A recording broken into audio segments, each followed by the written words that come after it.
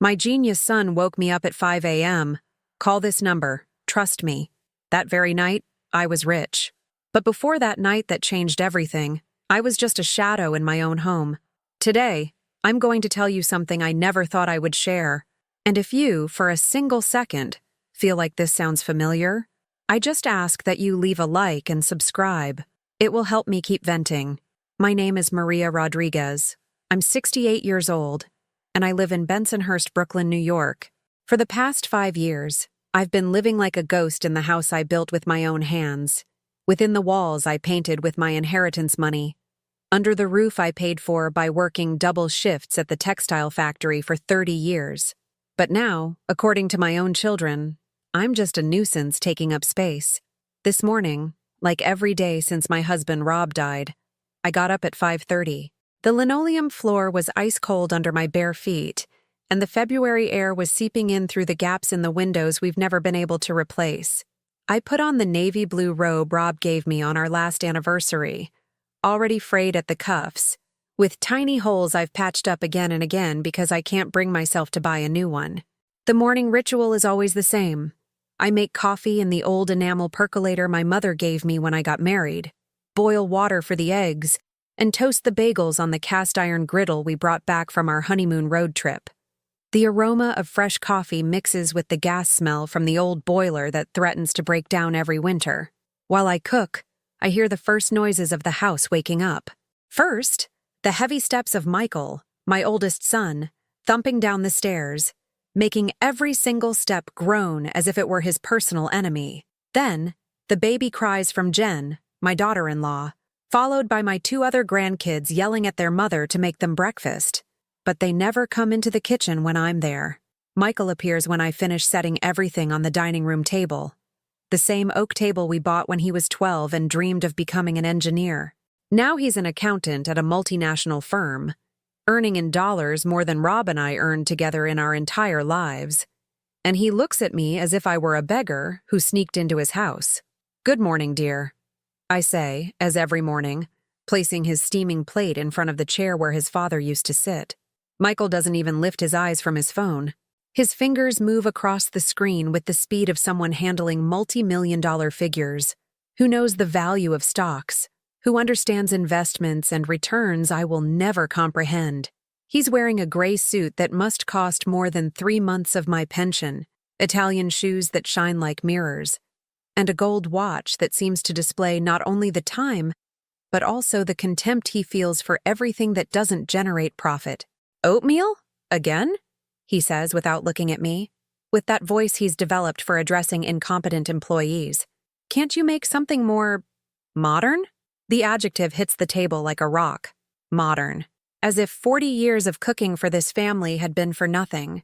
As if the traditional oatmeal he loved as a child were now a source of shame he wouldn't dare confess to his co-workers. Jen comes down next, carrying the baby with one hand and dragging her genuine leather bag with the other. She's a beautiful woman, one of those who knows her looks are a valuable asset in the marriage market, who understands that marrying a successful man is also a form of long-term investment. She wears designer clothes, gets her nails done every week at an expensive Manhattan salon, and speaks with the confidence of someone who has never had to worry about whether there's enough money for groceries. "Oh, mother," she says with that fake smile she has perfected over 5 years of marriage. "You woke us up early again with the noise from your pots." It's not true. I cook in silence, lift the lids carefully, and avoid clattering the dishes. But Jen needs a reason to justify her annoyance at my existence. "I just don't have the agility I used to," I lie. Because the truth is I have more energy than she does, who spends all day watching series on Netflix while I clean the house, watch the children, and prepare the meals. "It might be nice if you considered moving to a place more appropriate for your age," Jen continues, sitting in the chair my late mother-in-law used to occupy, who died knowing she was loved and respected in this house. "A nice assisted living facility where you can socialize with people your own age." The phrase assisted living pierces me like a rusted knife. A facility. For the woman who worked 70 hours a week so her son could go to college, who sold her gold earrings to pay for his books, who stayed up all night nursing him when he had pneumonia at 16. This is my house, I mumble, but the words come out so low I barely hear them myself. What did you say? Michael asks, finally looking up from his phone. Nothing, dear. Just, I'm going to the market. He doesn't answer. He goes back to his screen, where he's surely checking his investments, counting his gains, and planning how to multiply his wealth. Jen gives the baby her bottle while scrolling through Instagram on her phone, swiping through images of women showing off their trips to Europe, their designer bags, their perfect lives financed by husbands who understand the value of money. I leave the house without saying goodbye. No one notices my absence. At Mrs. Esperanza's local market, where I've bought food for 30 years, she greets me with a genuine smile that makes my eyes well up without warning. Maria, how are you, sweetie? Fine, Esperanza. Just hanging in there. You look sad. Are you eating well? The simple question disarms me. When was the last time anyone worried about whether I was eating well? I buy the ingredients for lunch with the $50 left from my pension, after contributing to the household expenses. Michael says it's fair that I pay my share, even though my share includes all the food, the gas, the electricity, and the cleaner who comes twice a week, because Jen doesn't have time for domestic chores. When I return, I find the house empty. Michael at the office, managing capital I can't even imagine. Jen at the gym, maintaining the body that is part of her value in the marriage market. The kids at school, learning that grandma is someone to be ashamed of. I sit in the living room, on the couch where Rob and I watched our children grow up, and I try to remember when this nightmare began. Was it after the funeral? When Michael insisted on reorganizing the family finances? Was it when Jen suggested I needed companionship so I wouldn't be so lonely? Or was it gradual, like the deterioration of a house that no one maintains, until one day you realize you're living among ruins? In my bedroom, I open the dresser and look for the shoebox where I keep the few pieces of jewelry I have left. My mother's wedding band, the pearl earrings Rob gave me on our 10th anniversary, a gold bracelet I inherited from my grandmother. They are the only things of value I own, besides this house that feels less and less like mine every day. I take my mother's ring between my fingers and close my eyes. Mom, I whisper, I don't know what to do. I feel like a stranger in my own life. Outside, the neighborhood kids are playing soccer in the street.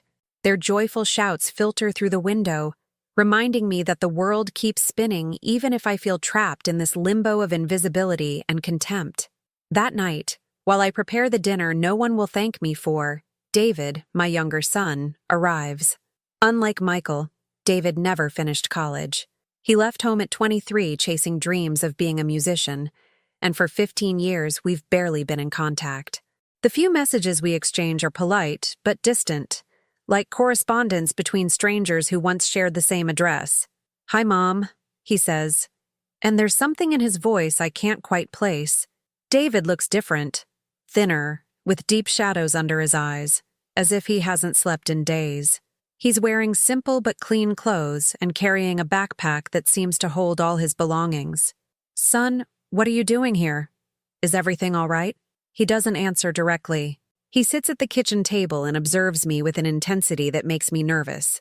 Mom, I need to ask you something important. Do you trust me? The question takes me by surprise. Do I trust David, the son who left without explanation, who only reappeared for important funerals, who never introduced me to a girlfriend or told me about his jobs? Of course, I trust you, dear. Then, he says, pulling a crumpled paper from his pocket, I need you to do something for me. Tomorrow morning, very early, you're going to get a call. My heart pounds faster. Is he in trouble? Does he owe money to someone dangerous? David, what is going on? Mom, he says, and for the first time in years, I see tears in his eyes. My whole life I've been the son who disappointed you, the one who didn't study, the one who doesn't have money, the one who can't support you like Michael.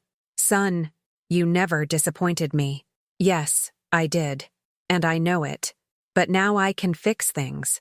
Tomorrow at 5 in the morning, your phone is going to ring. On the other end will be a woman.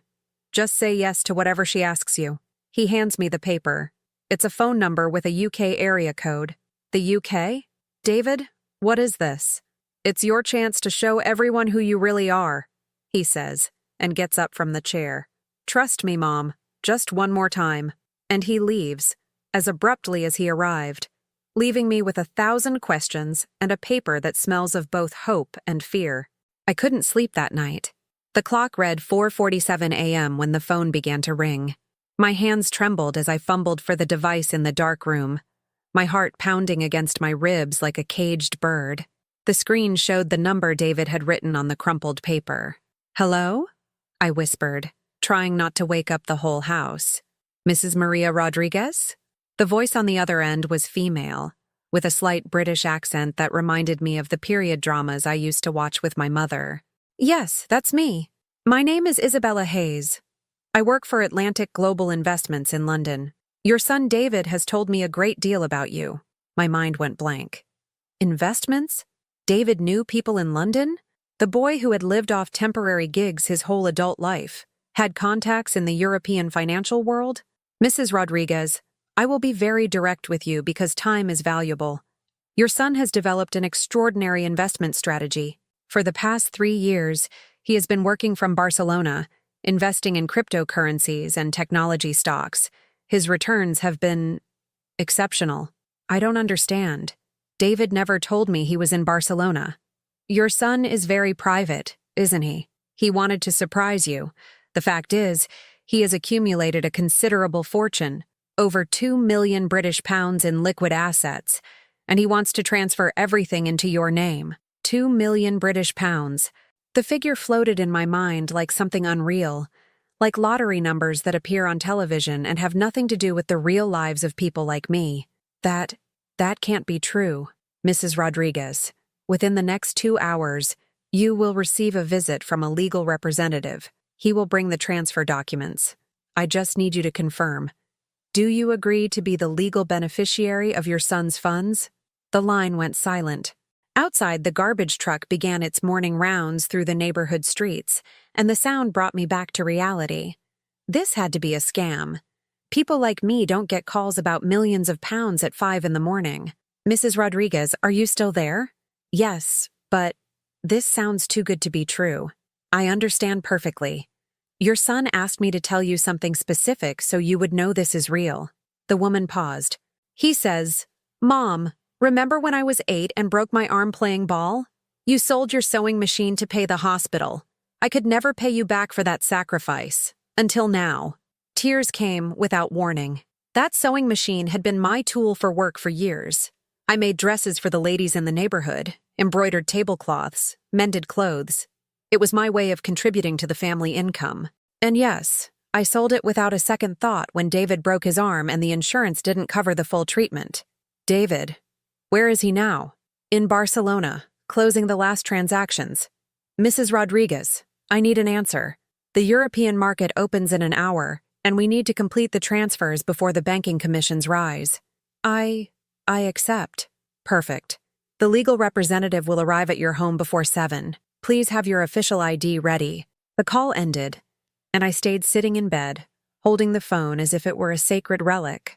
Was it possible that my son, the failed musician according to Michael, had achieved something like this?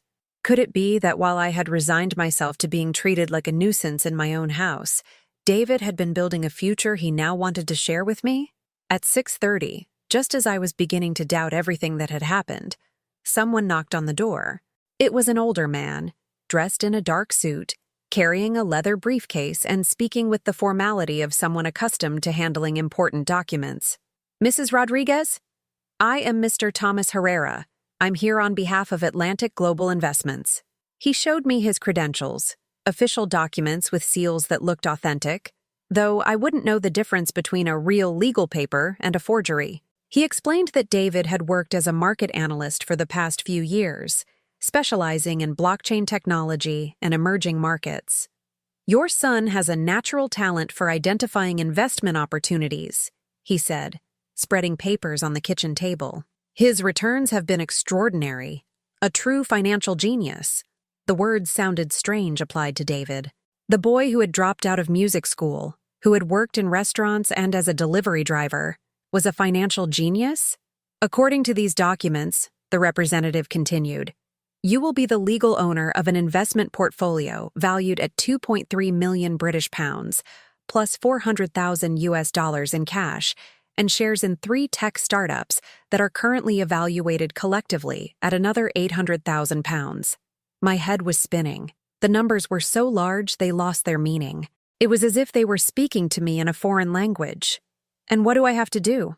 "Just sign here," he said, pointing to a line at the end of a document full of paragraphs I didn't understand. "And here, and here." I signed with a trembling hand, feeling that I was participating in something completely beyond my comprehension. The representative gathered the papers, gave me copies, and explained that in the next 48 hours I would receive the access codes to the bank accounts. "One more thing," he said before leaving. "Your son asked me not to tell anyone yet, to wait until he returns next week." After he left, I was left alone in the kitchen, surrounded by papers that said I was a millionaire, while I prepared breakfast like any other day. Everything seemed like a dream, or a nightmare. I didn't know which of the two. Michael came down at 7:30 as usual, talking on the phone about currency market fluctuations. He saw me putting away some papers and frowned. "What is that, Mom?" "Nothing important, dear. Just some pension documents." He looked at me with the distrust he reserved for when he reviewed statements that didn't balance. "Pension documents? Why do you need new documents?" "It's just a formality," I lied, feeling the words catch in my throat. Jen appeared at that moment, carrying the baby and with her hair perfectly styled despite the early hour. "Mother, I heard you talking on the phone very early yesterday. Is everything all right?" "Yes, everything is fine." "Who were you talking to at 5 in the morning?" she insisted, with that smile she used when she wanted to appear worried but was actually trying to get information. "Just an old friend who moved to California. It's a different time zone." Michael stopped talking on the phone and looked at me intently. "Mom, you don't have friends in California." The silence became heavy. Jen smiled with that expression she got when she had discovered something she could use against me. "Mother, you aren't talking to those people who scam seniors, are you? There are so many frauds targeting people your age." "It's not a fraud," I said, though I had doubts myself. "Are you sure?" Michael approached me with that protective attitude he used when he wanted to control something. "Did they ask you for money? Did they tell you that you had won a prize?" "It's not like that." "Then what is it?" His voice became firmer, like when he handled difficult clients at his office. "Mom, lately you've been acting strange, nervous, and now you show up with mysterious papers and calls at 5 in the morning." Jen took the opportunity to join the attack. "It's true, Mother. Yesterday I also saw you deep in thought, like you were absent. Sometimes age makes us more vulnerable to these kinds of tricks." The word age fell upon me like a sentence. To them, being older meant being automatically incapable, gullible, easy to deceive. "I am not being deceived," I repeated, but my voice sounded weak even to me. "Then what's going on?" Michael crossed his arms. "Because as your eldest son, I have the right to know if someone is trying to take advantage of you. Your eldest son." As if that gave him authority over my life, as if I were a minor who needed supervision. "Nothing is going on. Just leave me alone." "We can't leave you alone if you are making decisions that are going to affect all of us," Jen said. "If you get scammed, who do you think is going to have to bail you out?" "No one is scamming me." "Then show us those papers," Michael demanded. "No." "What do you mean, no?" His voice rose in volume. "Mom, this is my house too. I have the right to know what's happening." His house too. There it was again. The house that I had paid for, with my savings, with my work, had become his house too. "This is my house," I murmured. "What did you say?" "Nothing." Michael and Jen exchanged a look that I knew well. It was the look they gave when they talked about me as if I were a problem to be solved, a burden to be managed. "Mom," Michael said with that false patience he used with difficult clients, "we'll have to talk about this later. But please, don't do anything. Don't sign anything. Don't talk to anyone until we get home. I am not a child." "No, but you are acting like you don't understand the risks of the modern world." They left for their jobs, leaving me with the feeling that I had lost a battle I didn't even know I was fighting. I was left alone with the papers hidden in my bedroom. wondering if David had really given me an opportunity for freedom, or if he had gotten me into trouble I didn't understand. That afternoon, while cleaning the house that no longer felt like mine, my phone rang. Unknown number. Mrs. Rodriguez? Isabella Hayes again. The transfers have been completed successfully. Officially, you are now the owner of assets valued at 3.5 million British pounds. This time, the tears that came were not from surprise, but from terror. The next 3 days were silent torture. Every time Michael looked at me, I could see the questions accumulating behind his eyes like storm clouds. Jen had developed the habit of suddenly appearing in any room I was in, as if she expected to catch me doing something suspicious. On Wednesday morning, while I was preparing lunch, I heard their voices in the living room. They were speaking in low tones. But the walls of this house don't keep secrets. I'm telling you she's hiding something, Jen was saying. Yesterday I saw her counting money in her room, bills I had never seen before. Are you sure? Absolutely. And then when she saw me, she quickly hid them under the mattress. It wasn't true. I had been checking my few savings to see if I had enough to buy medicine for my arthritis. But Jen had a talent for transforming any innocent action into evidence of guilt. Besides, she continued, a certified envelope arrived yesterday. The mailman asked for ID and everything. She signed for it, but she didn't tell us what it was. The envelope contained the access codes to the bank accounts that Isabella Hayes had promised. Numbers and passwords that supposedly gave me access to a fortune I still didn't dare to believe was real. I'm going to talk to her, Michael said with that voice he used when he had made an executive decision at work. A few minutes later, he appeared in the kitchen, sat down at the table, and looked at me with the seriousness of a judge about to deliver a verdict. Mom, we need to talk. About what, dear? About what's going on with you. Jen and I are worried. The word worried sounded strange coming from two people who hadn't shown genuine interest in my well-being since Rob died. Nothing is going on. Mom, please, don't take me for a fool. He leaned forward, placing his elbows on the table. We know something is happening. The mysterious calls, the papers you're hiding, the money. What money? The money Jen saw you counting yesterday. Those were my lifelong savings. Your savings? Michael let out a dry laugh. Mom, you don't have savings. Your pension barely covers your personal expenses. The phrase hit me like a slap. It was true that my pension was modest, but the fact that my own son said it with such cruelty, as if my poverty were evidence of my failure as a person, hurt me more than I had expected. I've saved dollar by dollar for years. For what? To leave it to whom? His voice became more aggressive. Mom, if you have money hidden, we need to know. To plan. To protect you. There it was again. The word protect, which, coming from Michael, always meant control. I don't have hidden money. Then what are those papers you guard so carefully? Personal documents. What kind of personal documents require so much secrecy? I remained silent, stirring the grits cooking on the stove. The silence seemed to irritate him more than any answer I could have given. All right, he said, getting up from the chair. If you don't want to talk nicely, we'll have to take measures. What kind of measures? Measures to protect your interests. And ours. That afternoon when he returned from work, he wasn't alone. He was accompanied by a man who introduced himself as Mr. Richard Ramirez, a specialist in family law and elder protection. Mrs. Rodriguez, he said with a smile intended to be reassuring. Your son has voiced some legitimate concerns about your well-being. There is no concern. I understand that lately you have been in contact with unknown people who have made you unclear financial offers. No one has made me offers, Michael intervened. Mom, Mr. Ramirez is here to help you, to protect your assets from potential scammers. My assets? I couldn't help but let out a bitter laugh. What assets? This house for starters, the lawyer said. It's a considerable asset. And if someone is manipulating you into transferring property or signing documents, no one is manipulating me. Mrs. Rodriguez, with all due respect, people your age are particularly vulnerable to a certain type of fraud. Scammers who take advantage of loneliness, who promise fantastic returns. My age doesn't make me stupid.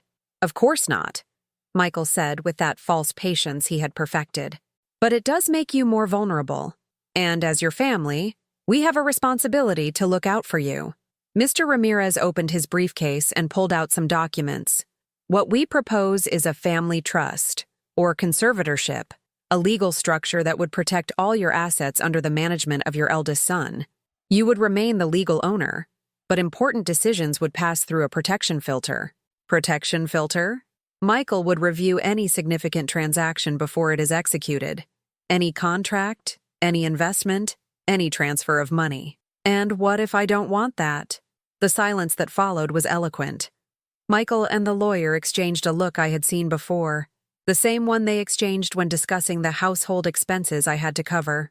"Mom," Michael finally said, "this is not optional. It's for your own good." "Not optional? If you don't voluntarily accept the legal protection, we would have to look for other, more drastic alternatives." "Like what?" The lawyer answered for him. "We could request a mental competency evaluation. If a judge determines that you are not in a condition to handle your financial affairs—" He didn't finish the sentence, but he didn't need to. I understood perfectly what they were threatening. They wanted to have me declared mentally incompetent to take total control of my life. "You can't do that." "Of course we can," Michael said. "In fact, it's our duty as a family, especially if we have evidence that you are making irrational decisions." "What evidence?" "The mysterious calls, the documents you're hiding, the erratic behavior of the last few days." Jen, who had been listening from the living room entrance, decided to join the attack. "Mother, this is for your own good. We love you. We want to protect you." "You love me?" The words came out before I could stop them.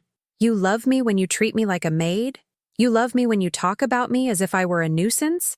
You love me when you make me feel like a stranger in my own home?"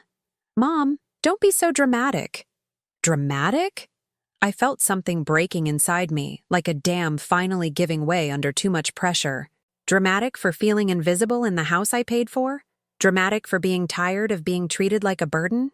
"You didn't pay for this house," Michael said coldly. "I pay the mortgage. I pay the utilities. I maintain this family. With the money you inherited when your father died, the money he and I saved for 30 years. That money was invested intelligently. It multiplied thanks to my financial knowledge. If it had been up to you, we would have lost it all already." The lawyer cleared his throat to interrupt what was turning into a family argument. "Mrs. Rodriguez, I understand this is emotional, but we have to think clearly. Your son is right to want to protect you. And legally, he has the right to request a competency evaluation if he believes you are at risk." "At risk of what?" "Of being scammed, of losing what little you have, of making decisions that could affect the whole family." That night, after the lawyer left and Michael and Jen locked themselves in their room to continue discussing the situation, I sat on my bed surrounded by the papers Isabella Hayes had sent me. Account numbers at UK banks, access codes, documents that said I owned millions of pounds. Was it real? Or was it an elaborate scam that was leading me exactly where my children wanted? To be declared mentally incompetent. I picked up my phone and dialed the number David had given me that morning. After several rings, he answered. "Mom, David, I need to know the truth. Is all this real? Have they been bothering you?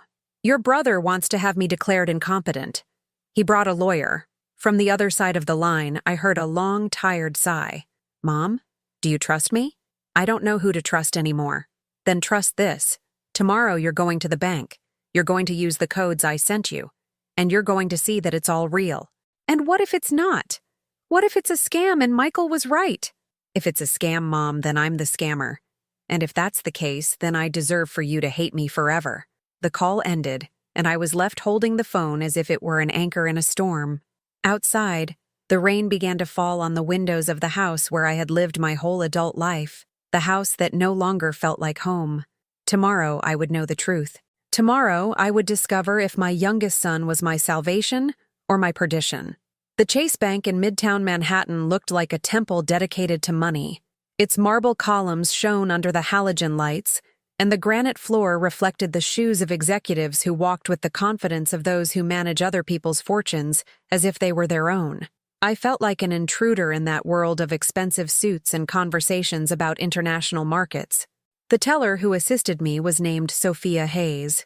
She was a young woman, about 30, with perfectly styled hair and a professional smile that faded slightly when she saw my simple clothes and my imitation leather purse. "Good morning. How can I help you?" "I'm here to inquire about some accounts," I said, handing over the papers I had brought in a crumpled manila envelope. Sophia took the documents and reviewed them with the efficiency of someone accustomed to processing financial information quickly. But when she got to the numbers, her expression changed. The professional smile vanished, replaced by something close to surprise. "Excuse me for a moment," she said, getting up from her desk. "I need to consult with my supervisor."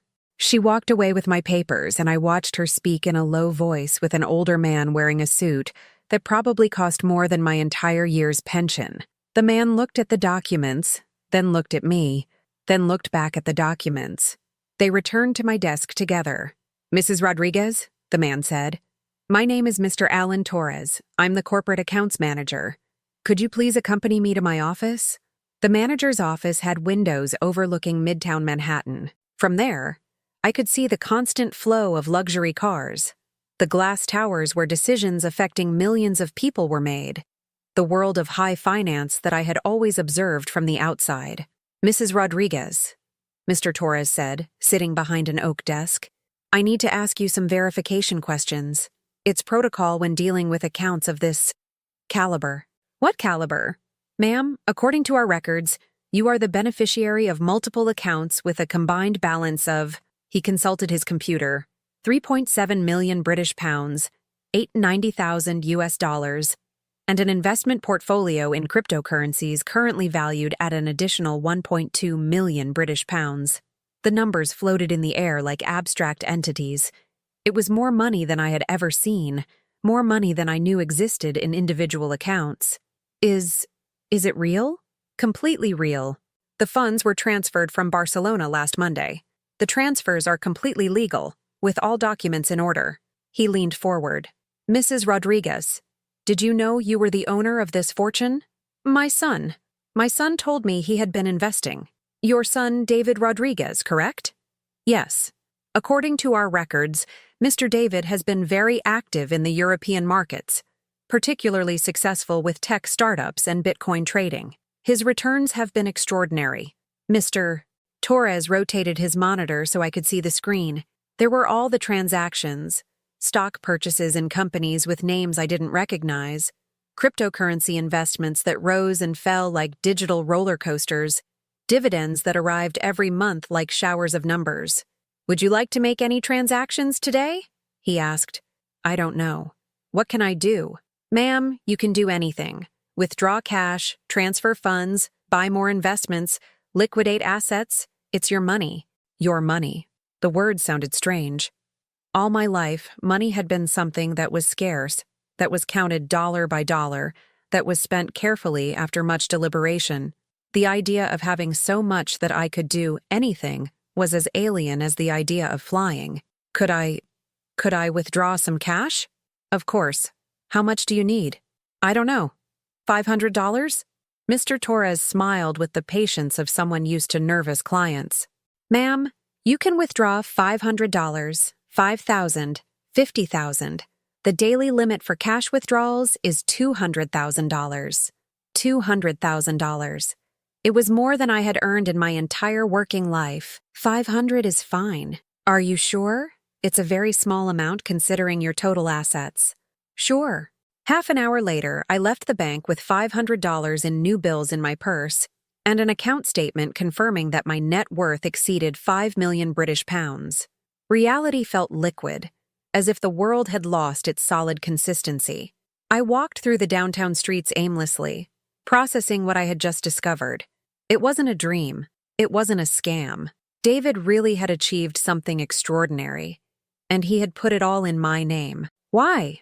That question accompanied me during the trip back home. Why had David, who had been the troublemaker son, the one who never finished college, the one who had distanced himself from the family, turned out to be a financial genius? And why had he decided to share his fortune with me? I got home around 3 in the afternoon. Michael was still at work, but Jen was waiting for me in the living room, with an expression I knew too well. "Where were you, Mother?" "I went out to run some errands." "What kind of errands?" "Personal ones." Jen got up from the couch and approached me with that smile she used when she was about to attack. You went to the bank, didn't you? The question took me by surprise. How did she know I had gone to the bank? Why do you think that? Because you were followed. I was followed? Michael hired a private investigator. We wanted to make sure you weren't doing anything imprudent. I felt as if I had been punched in the stomach. My own son had hired someone to spy on me. You had no right. Of course, we had the right. We are your family. And if you are involved in something illegal, there is nothing illegal. Then why the secrecy? Why the lies? I didn't know what to answer. Technically, I hadn't lied about anything specific, but I hadn't been completely honest either. Who is David, really? Jen continued. Because the David we know doesn't have money to invest in anything. He's my son. Your son is a failed musician who hasn't held a stable job in his life. Your son disappeared for 3 years without a word. Your son can't even afford rent for a decent apartment. Every word was a dagger aimed at my maternal heart. But I also knew that, from her perspective, Jen was right. The David they knew didn't fit the image of the successful investor who had emerged in the last few days. People can change. Or people can deceive. At that moment, Michael arrived. He overheard the end of the conversation and immediately took control of the situation. Mom, we need to talk. Now. We talked yesterday. Yesterday you hadn't gone to the bank. Today you have. He sat down across from me with the posture of someone about to interrogate a suspect. What did you do at the bank? I inquired about some accounts. What accounts? You don't have accounts at Chase. Now I do. Who opened those accounts for you? David. Michael and Jen exchanged that look I had learned to dread. Mom, how much money did the bank tell you you had? I hesitated. A part of me wanted to lie, minimize the amount and protect the information, but another part was tired of feeling like a criminal in my own house. A lot. How much is a lot? Enough. Millions? Silence was my answer. How many millions, Mom? It doesn't matter. Of course it matters. Michael jumped up, pacing back and forth like a caged animal. If you have millions and didn't tell us, that changes everything. Changes what? It changes that we are working like slaves to maintain this house while you have a hidden fortune. I don't have it hidden. I just found out. And have you verified that it's real? Have you confirmed that it's not an elaborate fraud? It's real. How can you be sure? Because I went to the bank. I spoke with the manager, I saw the statements. Jen joined the conversation with renewed aggression. Mother, if you have millions of pounds, why have you let us pay for all the household expenses? Why have you pretended to be poor? Because I just found out today. Because until yesterday I didn't know any of this. And you expect us to believe you? It's the truth. Michael stopped in front of me, his eyes gleaming in a way I hadn't seen before. It was greed. Pure and simple greed. All right, Mom. If it's true that you have this fortune, then we need to talk about how you're going to manage it. We? Your family. The people who have taken care of you, who have protected you, who have sacrificed their comfort so you could have a home. No one has taken care of me. What do you mean, no one? Who gives you a home? Who gives you food? Who makes sure you have a roof over your head? I pay my share of everything. Your share doesn't cover 10% of the real expenses. We have subsidized you for years? Jen nodded vigorously. It's true, Mother. We have been very generous with you. And now that we know you can contribute more, well, it's fair that you do. How much more? Everything, Michael said without hesitation. You should pay all the household expenses. It's only fair. Everything. The mortgage, the utilities, the food, the maintenance, the cleaner, everything. And what are you going to pay? We are going to manage your money to protect you from scammers. There it was again, the word protect, which meant control. I don't need you to manage my money. Mom, you don't understand the complexities of the modern financial world. International investments, currency markets, diversified portfolio management. David understands it. David? Michael let out a cruel laugh. The same David who lived off borrowed money? The same David who could never hold a job for more than 6 months? Apparently, yes. Or apparently someone is using David's name to scam you. The suggestion hit me like lightning. What if they were right? What if it was all an elaborate scam using my son's name to lend it credibility? I'm going to call David. Of course you're going to call David. And he's going to confirm that everything is wonderful and that you should trust him. That's how scams work, Mom. That night, lying in bed with the $500 hidden under the mattress, I realized that my life had split into two equally terrible possibilities. Either David had given me the financial freedom I had dreamed of all my life, or he had put me at the center of a scam that would destroy what little dignity and family I had left. In any case, there was no turning back. The next day, at 6 in the morning, my phone rang. It was David. Mom, did you go to the bank? Yes, I did. And, David, I don't understand any of it. How is it possible that you have so much money? When did you learn to make those investments? Mom, are you alone? I looked toward my bedroom door. I could hear Michael moving in his room, getting ready for work. Not completely. Leave the house. Go to the park where we used to play when I was a kid. I'll call you in an hour. The call ended, and my heart was racing. The Prospect Park was 10 blocks from the house, and it was the place where David had learned to ride his bike, where we had spent entire afternoons when he was 7 and thought I was the smartest woman in the world. I got dressed in silence and left before Michael came down for breakfast. I didn't leave a note. I didn't offer any explanations. For the first time in 5 years, I left my house without asking anyone for permission. The park at that hour was full of people exercising. Seniors my age walking laps, young people running with headphones, women practicing Tai Chi under the trees. Normal life, normal people living normal lives. I sat on the same bench where I used to watch David play when he was little. From there, I could see the playground where he had cried the first time he fell off the swing, where he had made his first friend, where he had decided he wanted to be a musician because he liked the sound of children laughing. The phone rang exactly 1 hour later. Mom? I'm here, dear. Mom, I'm going to tell you the truth. The whole truth. His voice sounded different. More mature, more tired, as if he had carried very heavy secrets for a long time. David, I need to know what's going on. 4 years ago, when I left New York, I didn't leave to play music. I left because I met some people who worked in financial technology. People who had discovered ways to predict market movements using artificial intelligence. I don't understand any of that. It was like having a machine that could see the future, Mom. A machine that knew which stocks were going to rise, which cryptocurrencies were going to explode, which companies were going to fail before they even knew it themselves. Is that legal? Completely legal. It's just information processed faster than normal human beings can process it. And you learned to use that machine? I didn't just learn to use it. I improved it. I developed algorithms that no one else has. Algorithms that can generate returns of 800% on investments that would be blind guesses for others. The figure floated in my mind without finding a place to settle. 800%. I didn't even fully understand what it meant, but it sounded like numbers that only existed in dreams. And all that money? It's real, Mom. Every pound, every dollar, every Bitcoin. I earned it legally, paying all the taxes, following all the rules. But why did you put it in my name? There was a long silence on the other end of the line. When David spoke again, his voice cracked slightly. Because all these years, ever since Dad died, I've been receiving messages from Michael. Messages where he tells me how generous he's being with you, how much you cost to maintain, how grateful you should be. I felt like something heavy had settled in my chest.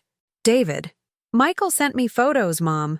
Photos of you cleaning his house, cooking for his family, watching his children, with messages like, "Look how your mom earns her keep here." Tears came without warning.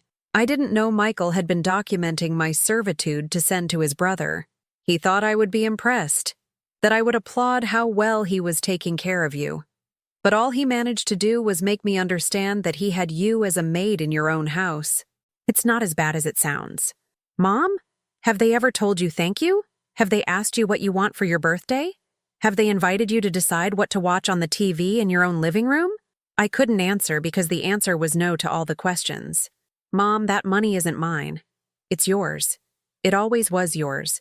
I was just the instrument that generated it. What do you mean? Every dollar I invested, every decision I made, was with you in mind. To give you back the dignity they took from you, to give you the power to choose how you want to live the rest of your life. David, that's too much responsibility for me. No, Mom. It's too much responsibility for them. Now they are going to have to treat you like what you are, the owner of your own life. What if they scam me? What if they find a way to take the money from me? They will try. But I've already anticipated that. How? I hired the best asset protection attorney in the UK.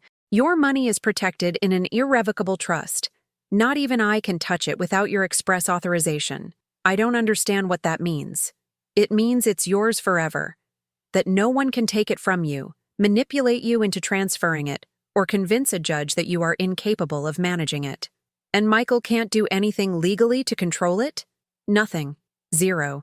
The money is in European banks, under UK laws, with protections that don't exist in the US. For the first time in days, I felt something like relief. When are you coming back? Mom, I'm not coming back. What? My life is in Europe now. I have a company, employees, commitments, but most importantly, I have a new family. You got married? I got married 2 years ago. To a woman who loves me for who I am, not for what I can give her, and we're having a baby. The news hit me with a mixture of joy and sadness. Joy because David had found love. Sadness because he had done it far from me, in a world where I had no place. What's her name? Eleanor. She's a math teacher. Very smart, very kind. You're going to love her when you meet her. Will I meet her? Of course you will. In fact, I want you to come to Barcelona to see your new life. My new life? Mom, with that fortune you can live wherever you want, however you want. You can buy a house on the beach, travel the world, study what you always wanted to study. You can do everything you never could because you were busy taking care of others. But this is my house. My life is here. Your life? Or your prison? The question hung in the air like a sentence that I had to pronounce myself. David, I'm scared. Of what? Of everything. Of making wrong decisions. Of being alone. Of discovering that without them, I don't know who I am. Mom, can I tell you a secret? Of course. All these years, every time I closed a successful investment, every time the numbers went up in my bank account, I wasn't thinking about what I was going to buy. I was thinking about you, sitting in that kitchen, preparing food that no one thanked you for. David, I was thinking about you, washing dishes you hadn't dirtied, cleaning rooms you hadn't messed up, paying bills for a house where they treat you like an unwelcome guest. It's not that bad. Mom, when was the last time someone asked you how you feel? I couldn't answer because I couldn't remember when it had been. When was the last time you decided what you were going to eat, without considering the tastes of others? I couldn't remember that either. When was the last time you bought something for yourself, something you wanted, not something you needed? The silence lengthened because all those questions had the same answer. Never. Mom, that money is your freedom. Use it. How? Start with something small. Today, when you get home, don't cook. Don't clean. Don't do anything for anyone else. And what do I tell them? Don't tell them anything. Just do it. Sit in your living room in your favorite armchair and watch the TV you want to watch. They're going to get angry. Let them get angry.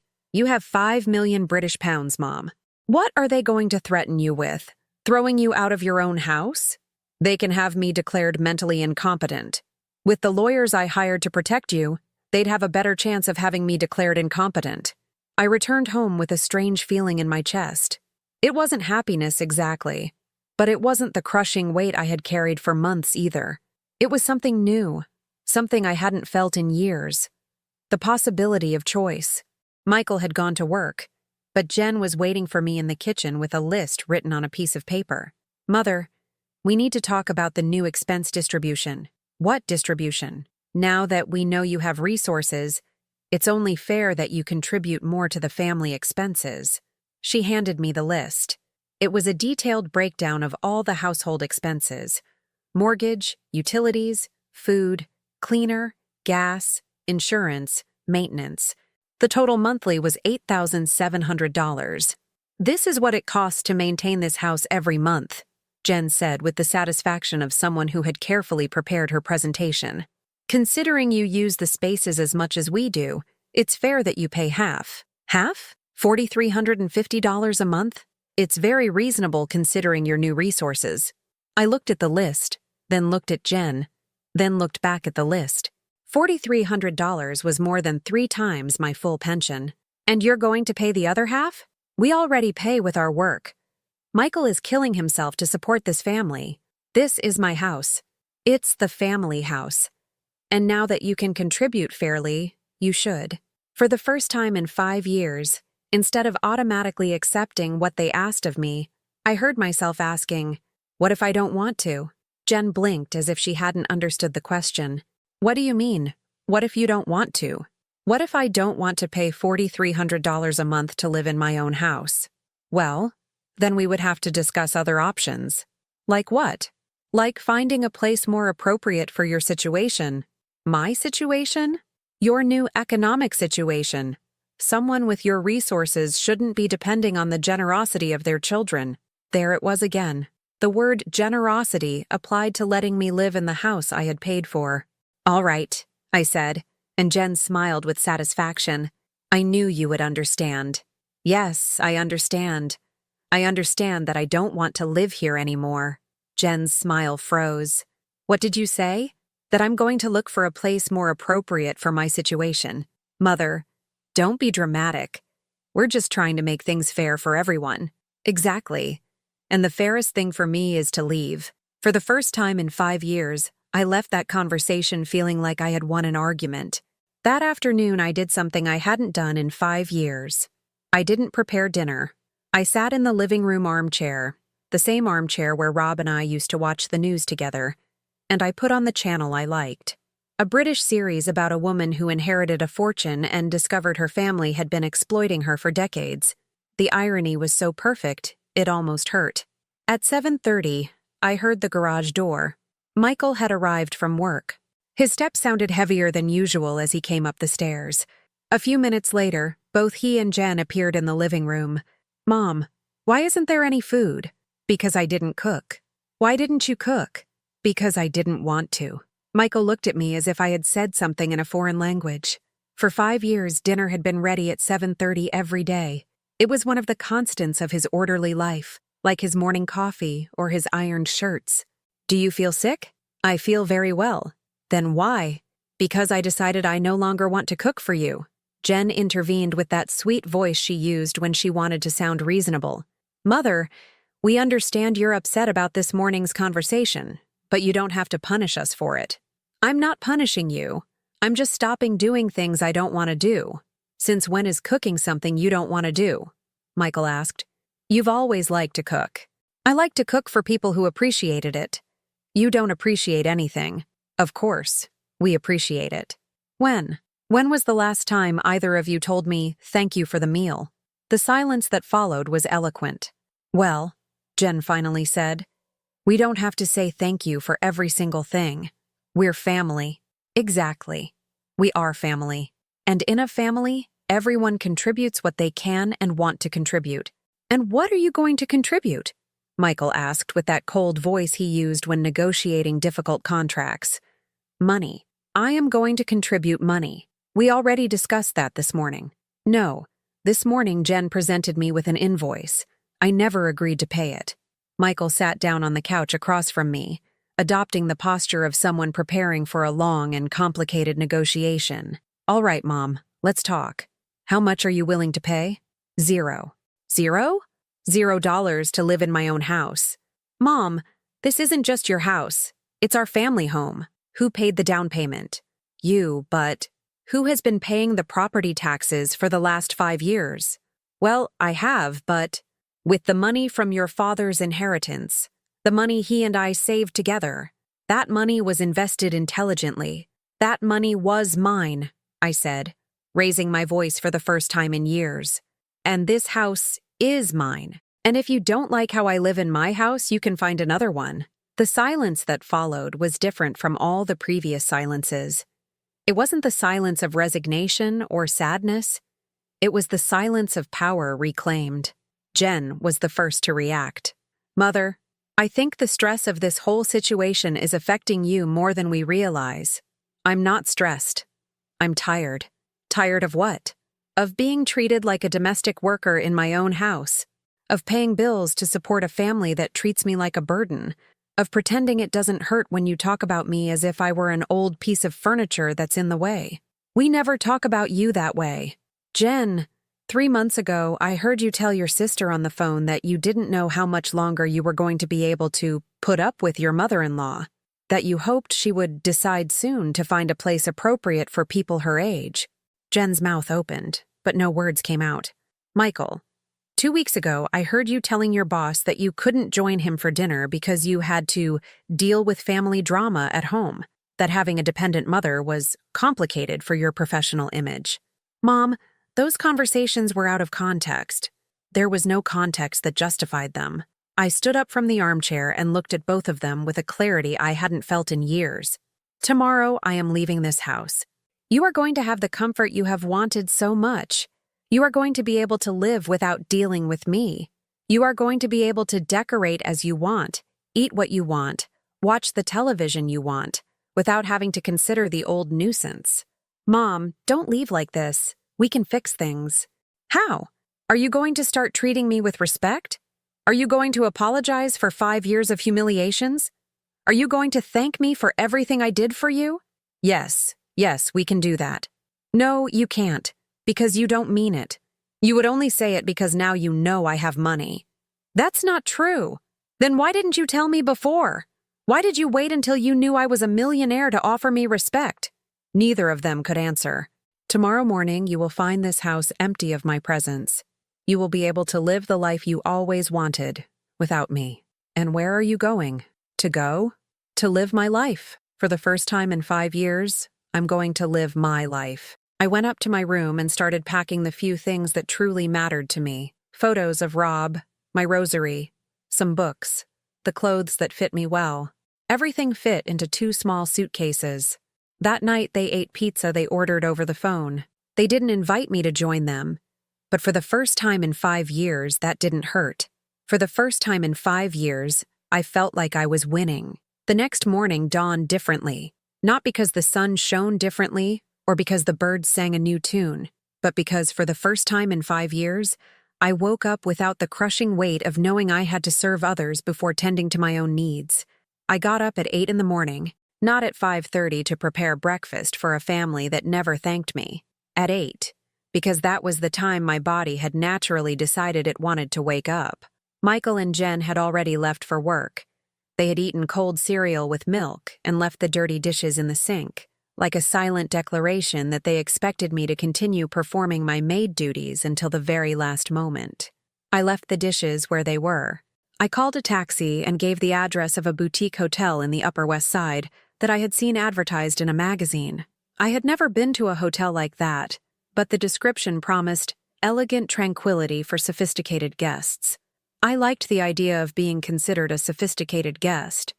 The taxi driver, a man in his 50s with a gray mustache, helped me put my 2 suitcases in the trunk. "Are you going on a trip, ma'am?" "Yes," I told him. "I'm going on a trip. A very long trip." "Where are you going?" "To my new life." He laughed, thinking it was a joke. It wasn't. The Blue Door Inn turned out to be exactly what I had imagined. Walls in warm colors, polished wood furniture, plants that someone carefully tended. The lobby smelled of fresh coffee and fresh flowers, not the industrial disinfectant that had dominated my existence for the last few years. The receptionist, a young woman named Sarah, greeted me with a genuine smile. "Good morning. How can I help you?"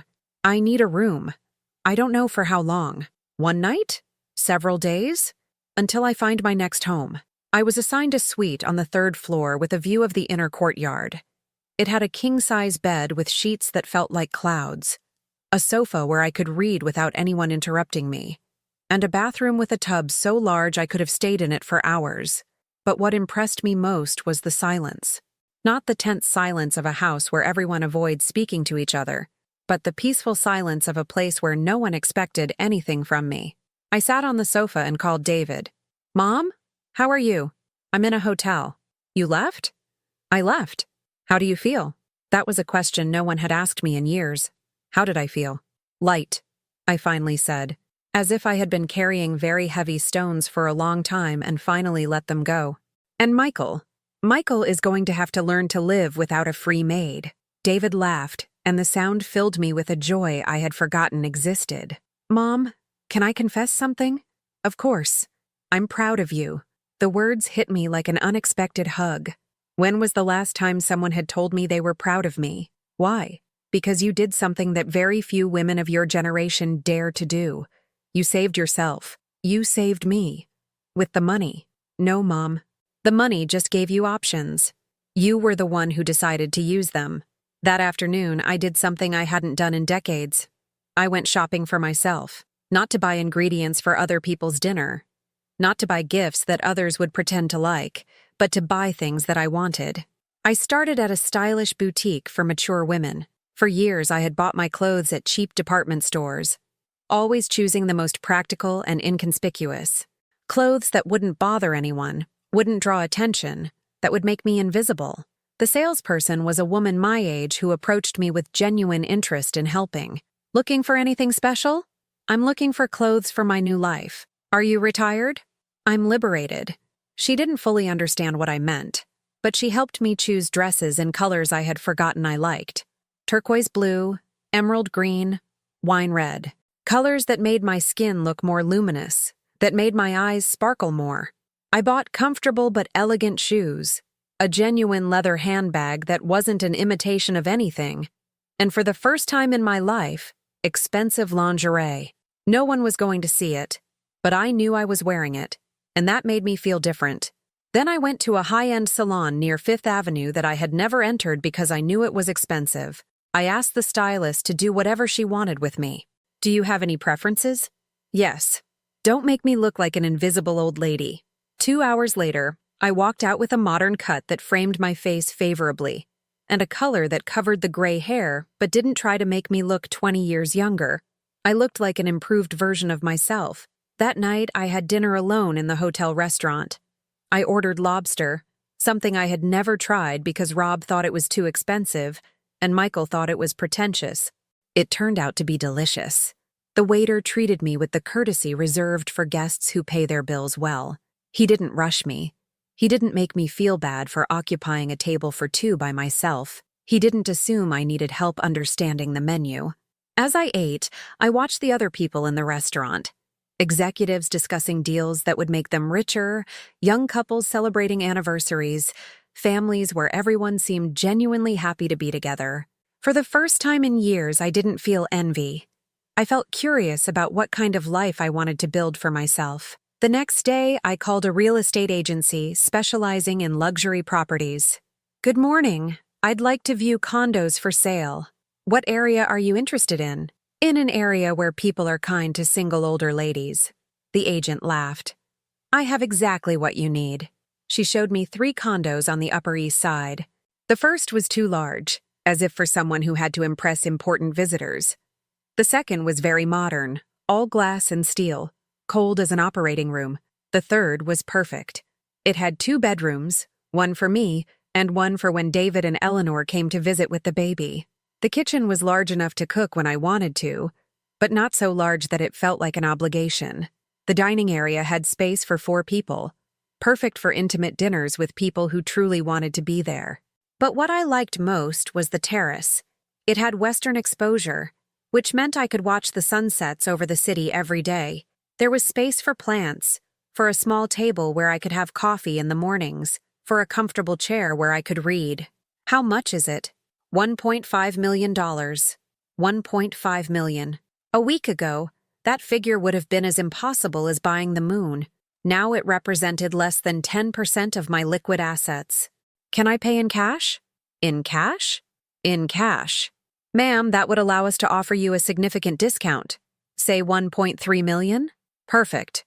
That afternoon, I signed the purchase papers for my first home. Not a home I shared with someone else. Not a home where I had to ask permission to rearrange the furniture. My home. The agent recommended a decorating firm that could furnish the entire condo in a week. I gave them carte blanche. Comfortable but elegant furniture, colors that made me happy, everything necessary to live well.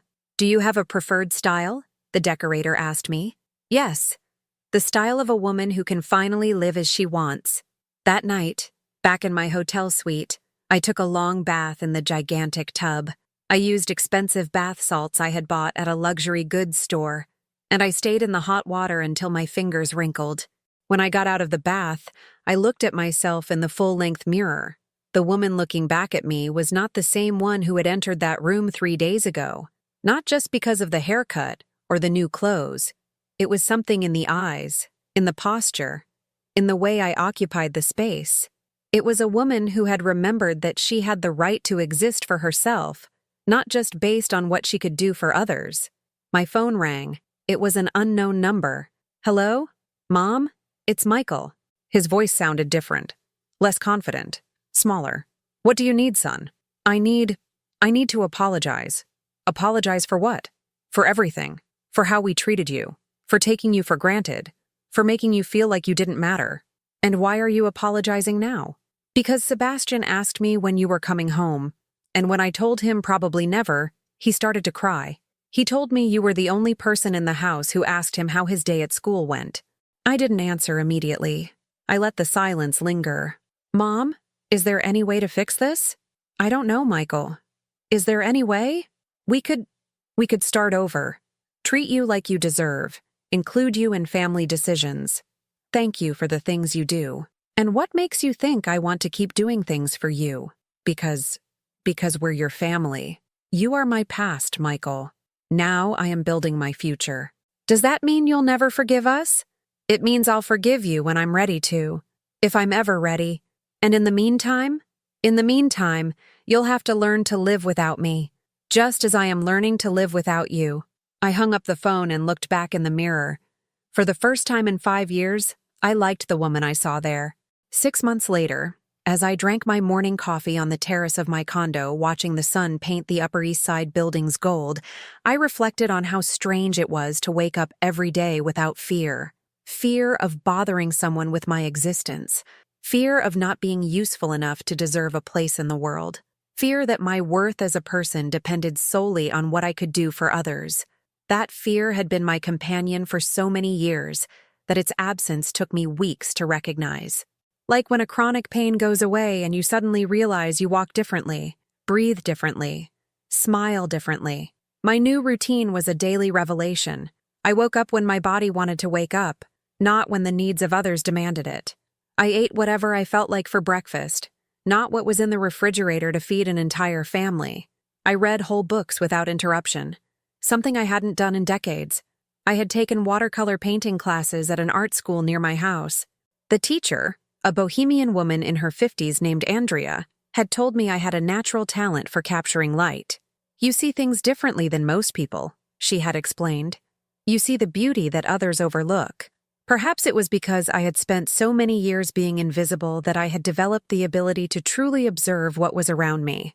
I had also started traveling. Small trips at first. A weekend getaway in the Hamptons, where I stayed in a boutique hotel and browsed art galleries without rushing. Then to Charleston, SC, where I learned about Southern history and museums I had always wanted to visit but never had the time for. Then to a coastal town in California, where I walked on the beach at sunrise and understood for the first time in my life what it truly meant to be at peace. Last month, I had made my first international trip to Barcelona to meet Eleanor and see David in his new life. The reunion had been emotional in a way I hadn't anticipated. David was waiting for me at the airport with a beautiful woman with brown hair and an intelligent smile, who hugged me as if she had known me all her life. "Mrs. Maria," Eleanor had said with a soft accent, "David has told me so much about you that I feel like we are already family." During that week in Barcelona, I had seen my younger son transformed into a prosperous and happy man. His office occupied 2 floors of a modern building in the financial district, with young employees who treated him with genuine respect, not the fear disguised as courtesy that I had learned to recognize. "Mom," he had said as we walked along Las Ramblas, "do you regret anything? Leaving the house?" "Yes. My only regret is not having done it sooner." Eleanor was 7 months pregnant, and when she put my hand on her belly to feel my future grandson move, I understood what pure joy meant. Not joy conditioned on meeting expectations or being useful, but the simple joy of existing in a perfect moment. "What are you going to name him?" I had asked. "Robert." David had replied. After Grandpa. I had cried that night, but not from sadness. From a happiness so profound that I had no words to describe it. Back in New York, I had begun to rebuild relationships I had lost during the years of family servitude. Old friends I had stopped seeing because I didn't have time for my own social life. Cousins I had distanced myself from because Michael considered extended family gatherings a waste of time. I had also started something completely new. Volunteer work at a shelter for women who had escaped abusive relationships. At first, I had thought my experience didn't qualify because no one had physically hit me. But the shelter coordinator, a psychologist named Dr. Martinez, had explained that emotional abuse and financial exploitation were just as destructive as physical violence. You understand what these women feel, she had told me, because you lived a sophisticated version of the same thing. Working with those women had given me perspective on my own experience. Some arrived with children, fleeing men who had threatened to kill them. Others arrived with fortunes stolen by husbands who had convinced them to sign documents they didn't understand. They all arrived with the same expression I had seen in my own mirror for years. The look of someone who had forgotten they had the right to be treated with dignity. My story had become part of the empowerment workshops we offered. It doesn't matter your age, I would tell women from 20 to 70. It's never too late to rescue yourself. Some of them asked me about the money, what it was like to suddenly have access to so much wealth. I explained that the money had been important, yes, but not for the reasons they might imagine. The money didn't buy me happiness, I would tell them. It bought me options, and the options gave me the courage to choose my own happiness. The difference was crucial. I had met rich people who were profoundly unhappy because they had never learned to value themselves beyond their financial assets. And I had met people with limited resources who radiated contentment because they had found ways to live authentically within their circumstances. What the money had given me was the freedom to say no, without catastrophic consequences. The freedom to leave when I wasn't treated well. The freedom to choose how I wanted to spend my days. Michael called me once a month, always under the pretense of asking about my health, but I knew he really wanted to know if I had changed my mind about my new lifestyle. His calls had become more respectful over time, but I still detected that slightly condescending tone that suggested he thought my independence was a phase I would eventually outgrow. "How are you, Mom?" "Very well, son. And you all?" "Fine, though Jen is struggling a bit with the kids. You know how it is without the extra help around the house." "Yes, I imagine it must be difficult to take care of your own children. Mom, wouldn't you like to come over for dinner on Sunday? The kids miss you. Will you thank me for the meal?" "What?" "If I come for dinner, if I bring something, if I contribute in any way, will you thank me? Will you treat me as a valued guest and not as a domestic employee working for food?" "Of course, Mom." "And will you ask me how I am, what I've been doing, what my plans are? Will you show genuine interest in my life?" "Yes, absolutely. Then maybe I can consider a visit. But it will be a visit, Michael. A visit from someone who has her own life and chooses to share her time with you, not from someone who is desperate to be included in yours." Those conversations constantly reminded me how far I had come. A year ago, I would have accepted any crumb of attention they offered. Now I had standards. Last week, I had received an unexpected letter. It was from Sebastian, my oldest grandson, handwritten on school paper. "Dear Grandma Maria, Mom says you are living alone now and are very rich. I don't care if you are rich or not. I only care that you were the only person who asked me how my day at school went. Can I come visit you at your new house? I promise I will ask you how you are doing too. I love you. Sebastian." The letter had made me cry, but they were tears of hope. That child had understood something that the adults in his family still didn't grasp, that real relationships are based on mutual interest and reciprocal care, not on unilateral obligations. I had responded immediately, inviting him to spend a weekend with me. We were going to go to the Science Museum, eat ice cream, and do all those things that grandparents and grandchildren should do together when they genuinely love each other. This morning, as I finished my coffee and prepared for my painting class, I reflected on the question Eleanor had asked me in Barcelona. "Mrs. Maria, what advice would you give to a woman who feels trapped in her own life?" The answer had taken me days to fully formulate, but now I had it clear. I would tell her to start by asking herself one thing. If money wasn't an issue, if she didn't have to worry about the opinions of others, if she knew she would be fine no matter what she chose, what would she do differently tomorrow? And then I would tell her to find a way to do that one thing differently, even if it's just a little bit, even if it's in secret, even if it's only for 5 minutes a day. Because change doesn't start with one big, dramatic decision.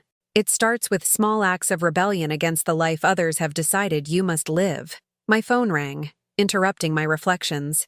It was David, calling from Barcelona. "Good morning, Mom. How is the bravest woman I know this morning?" "She is free," I answered. And for the first time in my life, those words were completely true. Before I finish, I want to ask you something. Have you ever lived a similar situation?